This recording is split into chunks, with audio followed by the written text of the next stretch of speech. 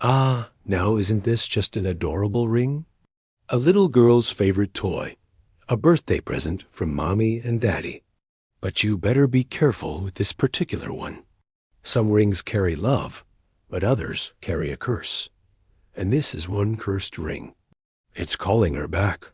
Yep, even when she's dead. In another story from our channel, we heard about the woman who wore a ring that made men go crazy for her. Today, we bring you the tale of the ring that calls her back. So stay tuned till the end to find out what happens next. And don't forget to subscribe so you never miss any of our videos. Helen had always loved beautiful things, antique furniture, classic cars, and most of all, jewelry. So it was no surprise that when she found a small box tucked away in the attic of her new home, she was curious. The house had been in Helen's family for generations. She'd grown up here, but she hadn't lived in the house since her parents died. With the passing of her only remaining relative, Helen was now the sole owner of the big old house. After her parents died, Helen went to live with her friend Betty. The two friends had a standing agreement that if either one ever needed help, the other would drop everything to be there for them. But while sorting through her parents' things, Helen came across a small jewelry box. Inside was a heavy gold band ring set with a single black onyx. She slipped it on her finger and felt a surge of energy. "Do you know what this ring means?" asked Helen. "It must have belonged to your mother," said Betty. "She always wore a black onyx ring." "I didn't know she had one," said Helen. When Helen returned to her house, she began to experience strange events. Every time she looked at her reflection in the mirror, she could see something behind her. When she turned around, though, there was nothing there. At night, she could hear scratching sounds in the walls, and she could feel the bed shaking when no one was there. One day, she decided she couldn't take it anymore, and she took the ring off. Immediately, the scratching stopped. Helen realized the ring was the source of the disturbances, and she vowed never to wear it again. But when she tried to throw it away, it didn't work. The ring kept coming back to her, appearing in places she'd never seen it before. Then one day, Helen saw a news report about a local psychic. On a whim, she decided to visit the psychic and see what she had to say. The psychic told her the ring was cursed, and that if she didn't get rid of it, she'd soon be dead. Helen knew this was just a scam, but she did want to get rid of the ring. The psychic told her the only way to break the curse was to return the ring to its rightful owner. But how could she do that when she didn't even know where it came from?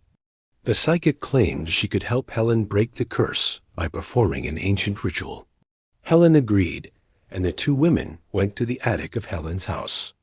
There, the psychic performed some weird rituals and told Helen she was going to need a lot of eggs and salt to break the curse. But then suddenly, the psychic screamed and fell to the ground. Helen rushed to her side and called 911, but the psychic was already dead. Helen was shaken by the experience and threw the ring in the trash, where it disappeared. She thought the curse was finally broken, but she was wrong. That night, Helen dreamed that the psychic was warning her that she had to get rid of the ring or she would die. Helen woke up in a cold sweat and went to the bathroom. Looking in the mirror, she saw a dark figure behind her. She turned around, but there was nothing there. Then she felt a scratching sensation on her neck, and she saw a set of tiny teeth marks. Helen screamed. She had to get rid of the ring. She searched everywhere, but couldn't find it. Then she checked the trash can, but it was gone. Just then, the phone rang and Helen picked it up. It was Betty. "What are you doing? I haven't heard from you in days. Are you sick?" "I need your help," Helen said. "The ring is back and I'm afraid." "Don't worry, I'll be right over," Betty said. But before Betty arrived, Helen could hear scratching at her door. She opened it and found Betty standing there, but she wasn't alone. Behind her, Helen could see a dark figure moving quickly away. "What was that?" asked Helen. "What are you talking about?" replied Betty. "There's someone in my house," said Helen. You have to believe me." But Betty didn't believe her. She told Helen she was making all this up because she was still grieving over her parents' death. "You're not alone," said Helen. "Look in the mirror," she added, hoping Betty would believe her.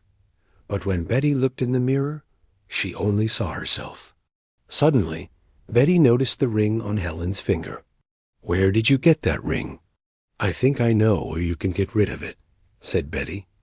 Betty drove Helen to a remote part of town where they visited an old church. According to legend, the church was built over a portal to hell. It was rumored that anything brought into the church would be cleansed of evil.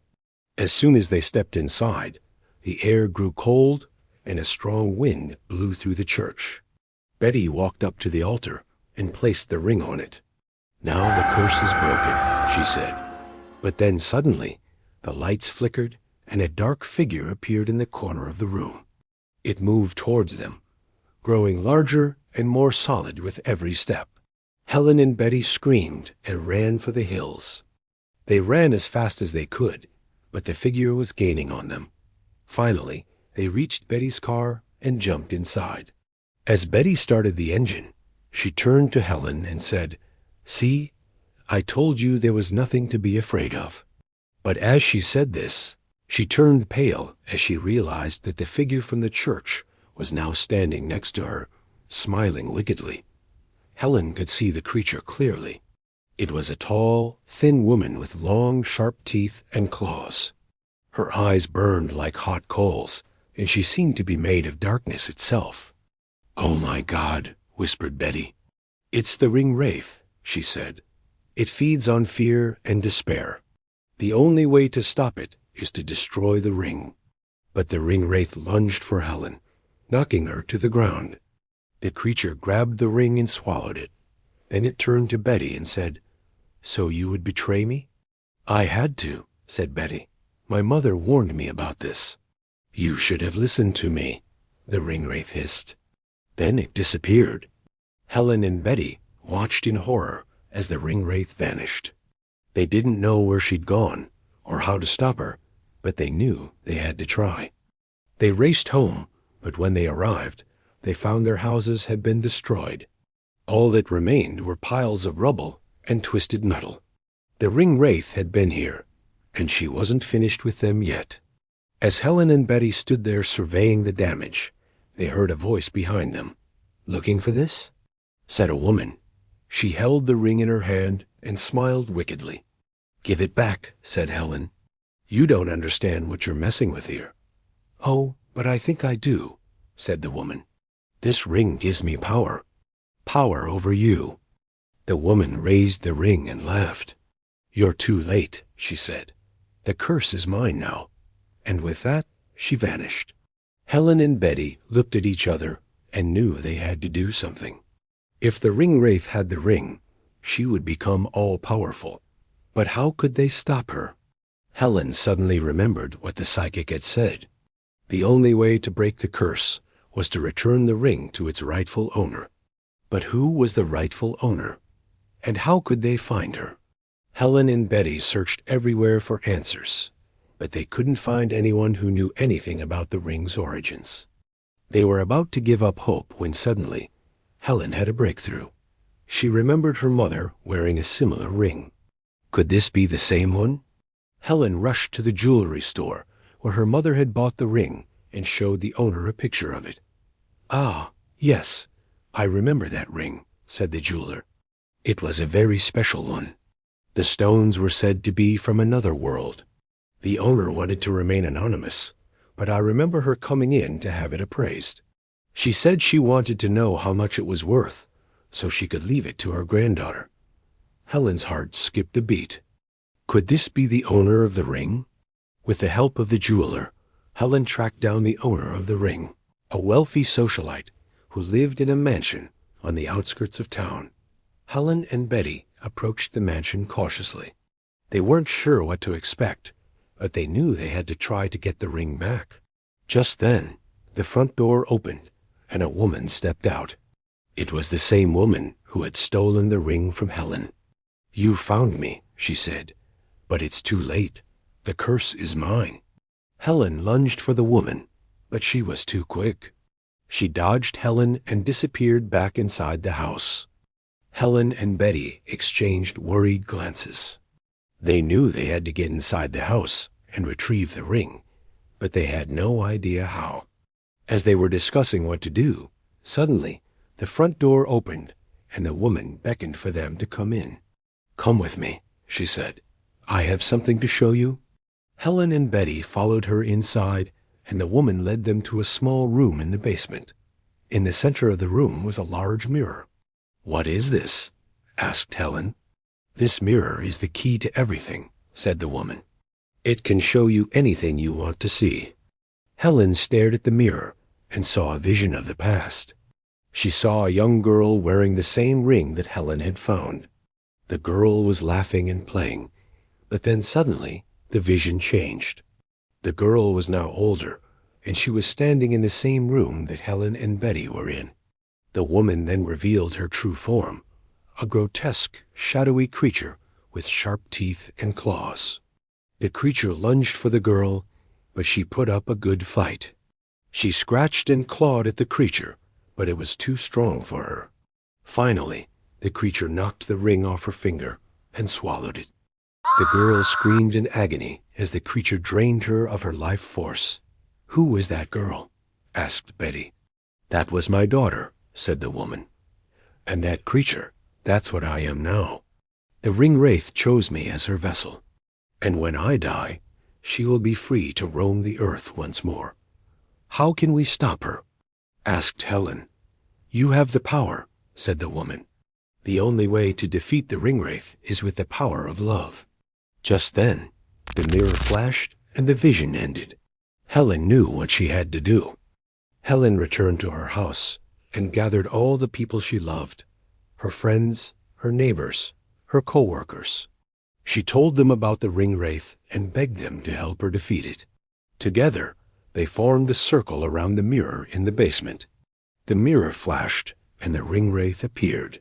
"You can't stop me," she hissed. "My power is too great."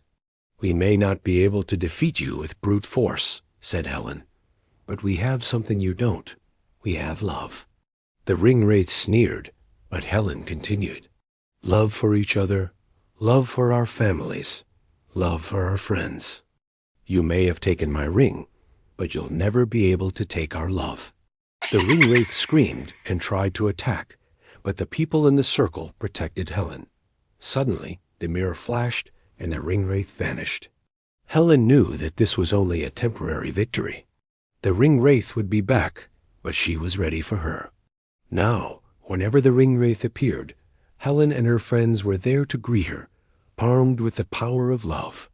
And so, the battle between good and evil continued. And that's the end of the story. Do you believe in curses? Let us know in the comments below. And don't forget to subscribe so you never miss any of our videos. Thanks for watching.